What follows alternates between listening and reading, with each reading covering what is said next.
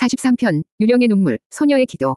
세상에서 가장 길고 잔인한 고백이 끝난 후 역관방에는 두 사람의 울음소리만이 가득했다. 섭은 아이처럼 어깨를 들썩이며 15년간 묵혀두었던 회한의 눈물을 쏟아냈다. 그는 더 이상 강한 척하는 어른도 비밀을 간직한 보호자도 아니었다. 그는 그저 사랑했던 여자를 불행하게 만든 과거에 갇혀 시간을 거슬러 온 죄인이자 길 잃은 유령일 뿐이었다. 순정은 흐르는 눈물을 닦을 생각도 하지 못한 채 무너져 내린 그를 가만히 바라보았다.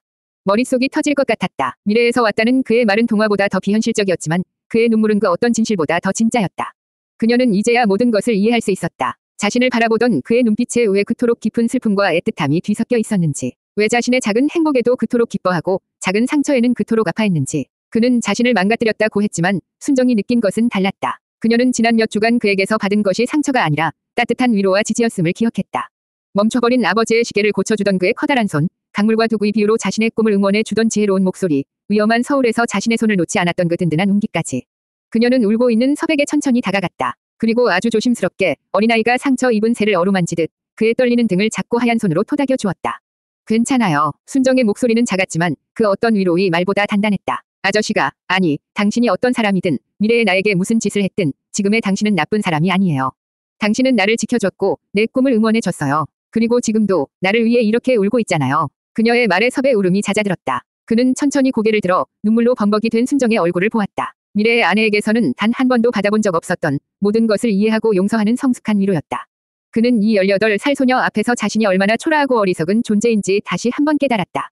내가 너의 미래를 바꿀 수 있을까? 모든 것을 되돌릴 수 있을까? 섭의 목소리에는 지독한 불확실성과 두려움이 담겨 있었다. 순정은 고개를 끄덕였다. 그녀의 눈빛은 더 이상 흔들리지 않았다. 당신은 혼자가 아니니까요. 그녀는 그의 손을 잡았다. 처음으로 그녀가 먼저 그의 손을 잡았다. 미래가 어떻게 될지는 아무도 몰라요. 하지만 우리가 함께라면 적어도 지금보다는 더 나은 미래를 만들 수 있지 않을까요?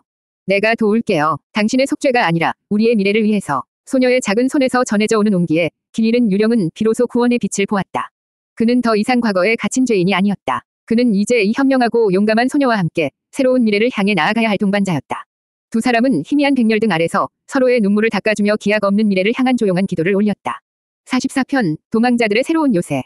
밤새 이어진 폭풍 같은 고백이 끝난 후 아침이 밝아왔다. 하지만 두 사람에게는 돌아갈 곳도 쉴 곳도 없었다. 그들은 이제 마왕의 감시망을 피해 도망쳐야 하는 신세였다. 낡은 역관방은 더 이상 안전하지 않았다. 뜬 눈으로 밤을 새운 섭의 얼굴은 수척했지만 눈빛은 이전보다 훨씬 더 명료해져 있었다.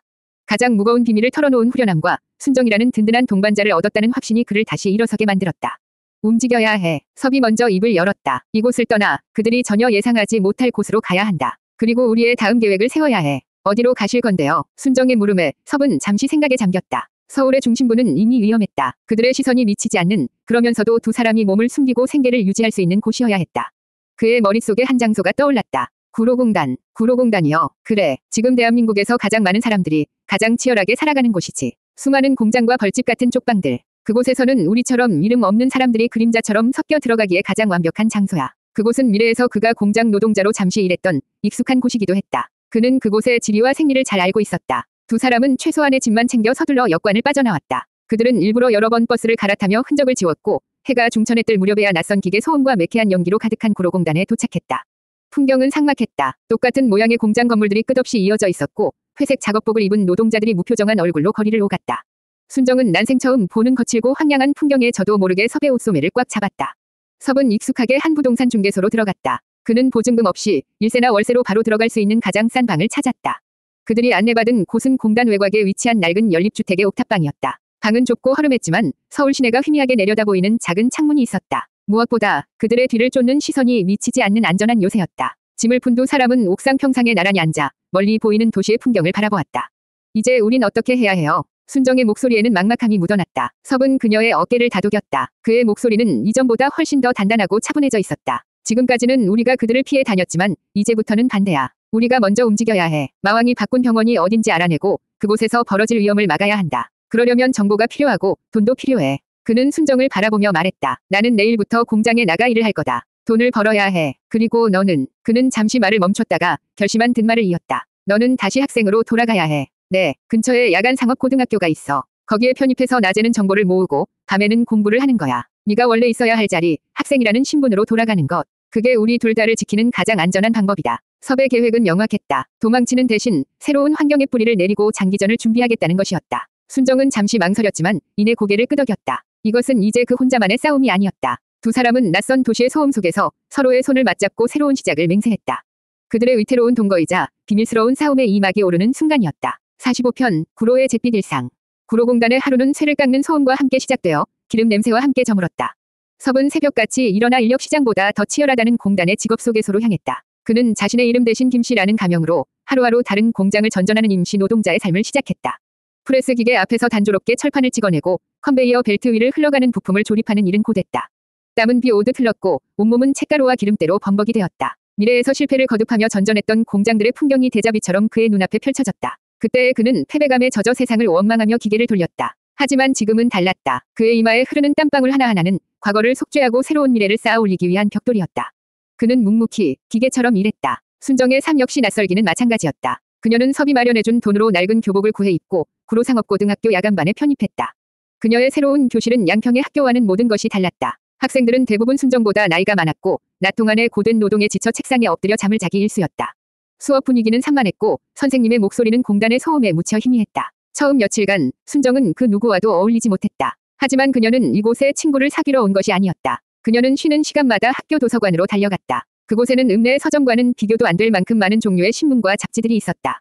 그녀는 마치 시험 공부를 하는 수험생처럼 지난 몇 주간 발행된 모든 신문의 연예면을 샅샅이 후르며 마왕의 흔적을 찾기 시작했다.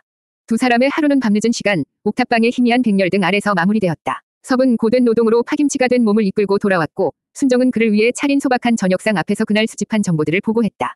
오늘도 별다른 기사는 없었어요. 그냥 다음 앨범 준비에 매진하고 있다는 이야기뿐. 괜찮아. 조급해할 필요 없어. 우리는 장기전으로 가는 거야. 섭은 순정의 머리를 쓰다듬으며 다독였다. 그의 손은 쇠를 만져 거칠고 투박해져 있었지만 그 손길은 세상에서 가장 따뜻했다.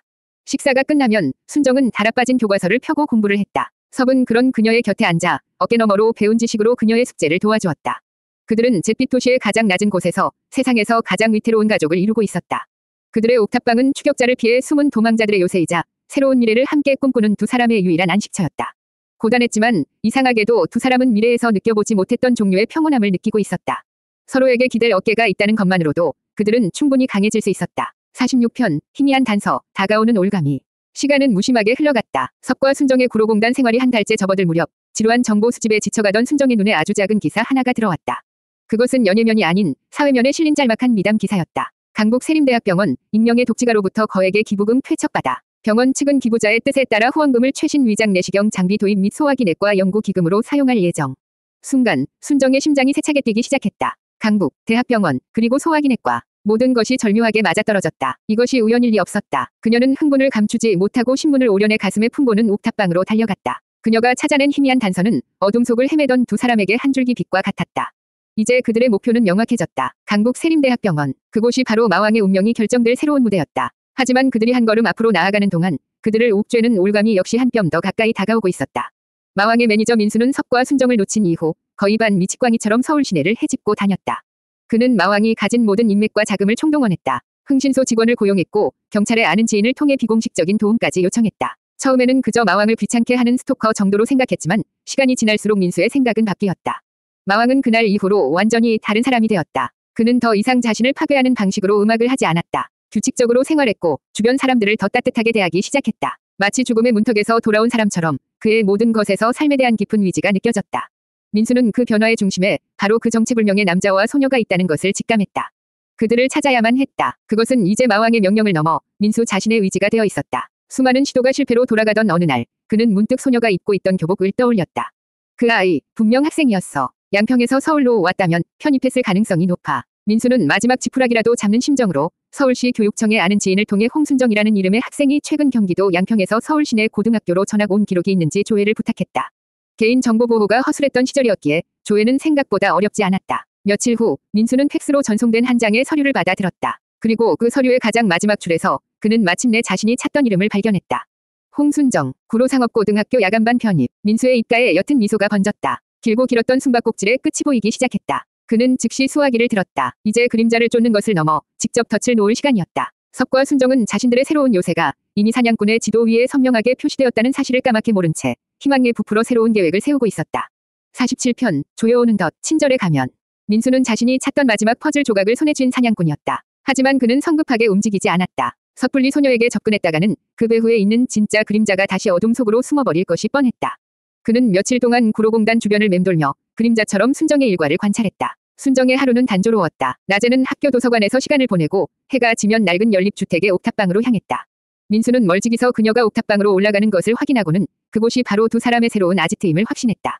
이제 덫을 놓을 시간이었다. 그는 무작정 쳐들어가는 대신 소녀가 스스로 덫 안으로 걸어 들어오게 만들 교묘한 미끼를 준비했다. 며칠 후 순정은 학교를 마치고 도서관으로 향하던 중 나딕은 얼굴과 마주쳤다. 소속사에서 자원봉사를 할 때 몇 번 보았던 팬클럽의 여성 스태프였다. 그녀는 순정을 발견하고는 마치 친한 친구라도 만난 듯 반갑게 다가왔다. 순정 학생 맞지? 여기서 다 보네. 요즘은 왜 봉사 안 나와? 다들 보고 싶어 하는데. 아, 네. 요즘 학교에 좀 일이 많아서요. 순정은 갑작스러운 만남에 당황하며 얼버무렸다. 스태프는 의심하는 기색 없이 아주 친절하고 상냥한 미소를 지었다. 그렇구나. 아쉽다. 마침 잘 됐다. 내가 지금 순정 학생을 찾고 있었거든. 네, 저를요. 응. 다음 주에 있을 공개 방송 때 말이야. 마왕 오빠가 특별히 부탁한 게 있어.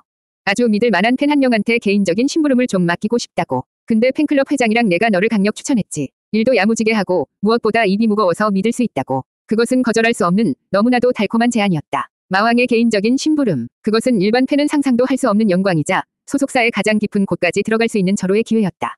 순정의 심장이 세차게 뛰기 시작했다. 하지만 동시에 마음 한구석에서 차가운 경고등이 켜졌다. 너무나도 완벽한 우연. 하필이면 자신을. 그녀는 자신들이 미행당하고 있다는 사실을 떠올렸다. 이것이 정교하게 설계된 함정일지도 모른다는 의심이 들었다. 그녀의 망설임을 눈치챈 듯 스태프는 결정적인 미끼를 던졌다. 이번 심부름, 마왕 오빠가 새로 옮긴 강북 세림대학병원에 다녀오는 일이야. 검사 결과지를 대신 받아오는 간단한 일인데 워낙 민감한 거라 아무한테나 맡길 수가 없어서. 어때? 해줄 수 있지.